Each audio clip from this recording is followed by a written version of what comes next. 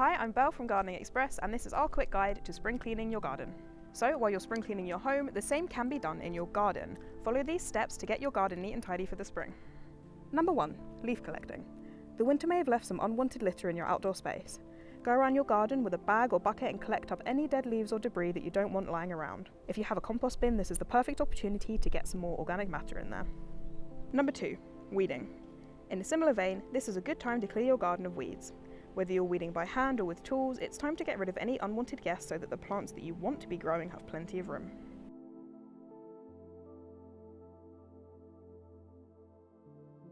Number 3. Pruning. Lots of garden plants should be pruned in spring. Deciduous plants that flower from July to October will benefit from a light spring pruning. Just cut back last year's growth to 2 or 3 buds above the thick stems. Spring pruning is suitable for plants like hibiscus, fuchsia and buddleia. Number 4. Make some room.